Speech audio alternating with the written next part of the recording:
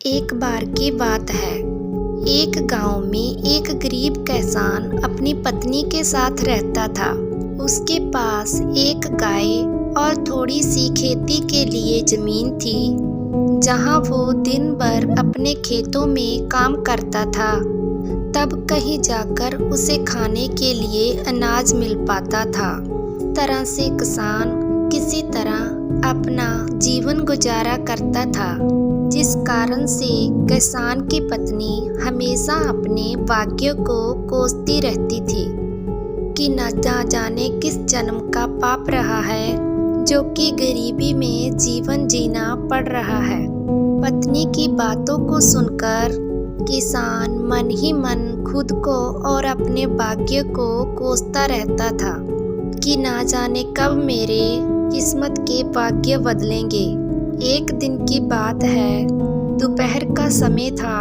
किसान खेतों से आकर अपने घर पर अपनी पत्नी के साथ खाना खाने जा रहा था।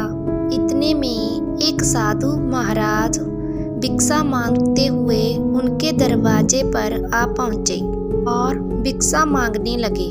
तो इतने में किसान घर के बाहर आ जाता है और बोला, साधु महाराज, हम सभी पहले से ही कितने गरीब हैं कि किसी तरह बड़ी मुश्किल से हम अपने जीवन का गुजारा कर रहे हैं। ऐसे में हम आपको कहां से दान दें? हमारा साथ तो ऊपर वाला भी छोड़ चुका है। गरीब किसान की बात सुनकर साधु महाराज उसके घर की स्थिति को समझ गए और बोले, क्या तुम सच में खुद को गरीब मानते हो? इस पर से तुम्हारा विश्वास उठ गया है ना? तो साधु की बातों को सुनकर के गरीब किसान ने हामी भर दी और बोला, महाराज, हमारे पास तो कुछ है भी नहीं। अब आप ही चाहें, शायद आपके आशीर्वाद से हमारी किस्मत बदल जाए। किसान की ये बात सुनकर साधु महाराज ने कहा, ठीक है, जैसा हम कहते हैं वैसा ही करते जाओ।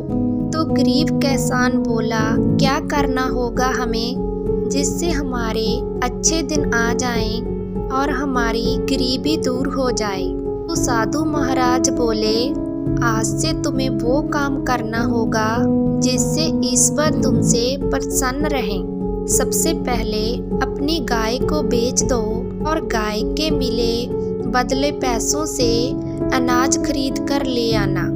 साधु की यह बात सुनकर किसान बहुत ही हैरान हो जाता है। उसके पास अपनी थोड़ी सी खेती और यही एक गाय तो उसके घर का गुजारा करने के लिए सहारा थी। अगर वो इसे भी बेच देगा तो फिर करेगा क्या? तो साधु उसे समझाते हुए बोले, अगर मेरे बताए हुए रास्ते पर चलने से तुम्हारा कुछ भी नुकसान होता है, उसकी भरपाई मैं कर दूंगा। अब जो कहता हूँ वैसा ही करते जाओ। तो किसान आधे अधूरे मन से डरते डरते अपनी गाय को बेच आता है और उन मिले पैसों से खाने पीने का राशन ले आया। और साधु के कहने पर किसान और उसकी पत्नी मिलकर भोजन तैयार किया। फिर वो लोग राह चलते हुए लोगों को बुलाने लगे और भगवान का प्रसाद के रूप में लोगों को भोजन कराने लगे। जो भी उधर से गुजरता, गरीब किसान उन लोगों को भरपेट भोजन कराते, जिससे लोग काफी खुश होते और फिर उन्हें इस नेक कार्य के लिए ढेर सारा आशीर्वाद देते और अपनी इच्छा अनुसार धन भी दे देते, जिससे वो मिले इन पैसों से और सामान लेकर आते और लोगों को भोजन कराते। इस तरह साधु महाराज के कहने पर यह रोज का सिलसिला चलने लगा। हर दिन गरीब किसान मिले पैसों से भोजन का प्रबंध कर देता, जिससे राह चलते लोग प्रतिदिन उसके जहां भोजन करते और दान के रूप में कुछ न कुछ जरूर दे जाते, जिससे गरीब किसान के दान की बात धीरे धीरे दूर दूर तक फैलने लगी थी। फिर धीरे धीरे बड़े बड़े नगरों से साहूकार, व्यापारी, राज दरबारी जो भी उस गांव से गुजरता उस किसान के जहां ही भोजन करता और बदले में उस किसान को इस महान कार्य के लिए बदले में ढेर सारा धन भी दे देता, जिससे धीरे धीरे गरीब किसान अमीर होने लगा था। और एक गाय के बदले उसने ढेर सारी गाय खरीद ली और अपने भोजन कार्य को भी बढ़ाने लगा। अब किसान मन ही मन में खुश होने लगा था। उसे अपनी बदलती किस्मत पर भी भरोसा होने लगा था, जिसे देखते हुए साधु महाराज किसान का हाल पूछते हुए बोला, अब बताओ, तुम अब भी वही गरीब किसान हो जहाँ दिन रात मेहनत करते हो और ईश्वर के बताए हुए मार्ग पर चलते हुए लोगों को भोजन कराते हो। इससे ईश्वर भी अब तुमसे प्रसन्न है।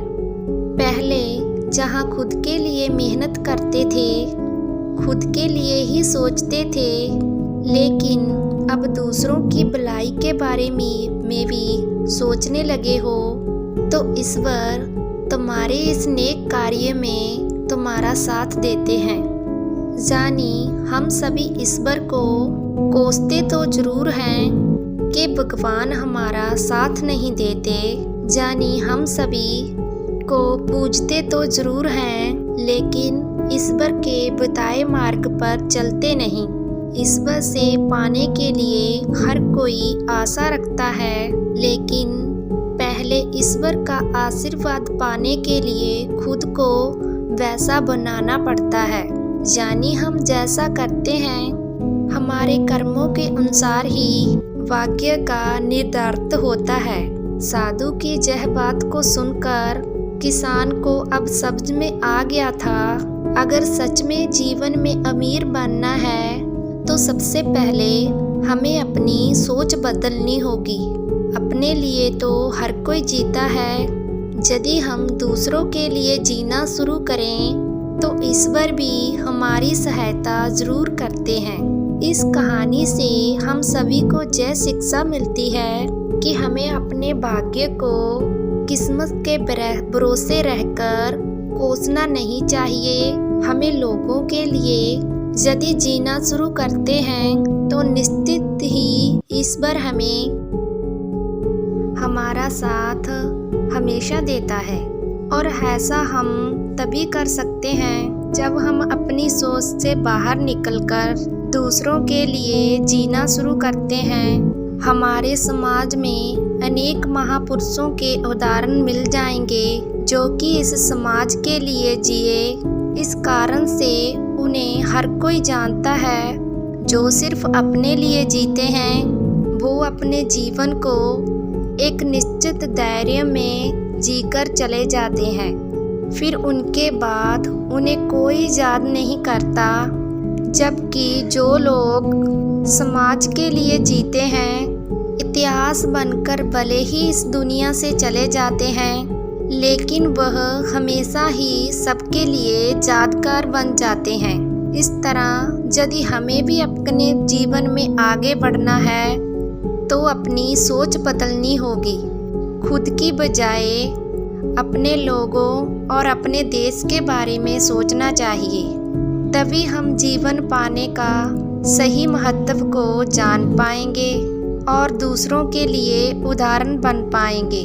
उम्मीद है आपको यह कहानी अच्छी लगी होगी। अगर आपको कहानी सुनना पसंद है, प्लीज़ हमारे चैनल को सब्सक्राइब एंड वीडियो को लाइक ज़रूर करना।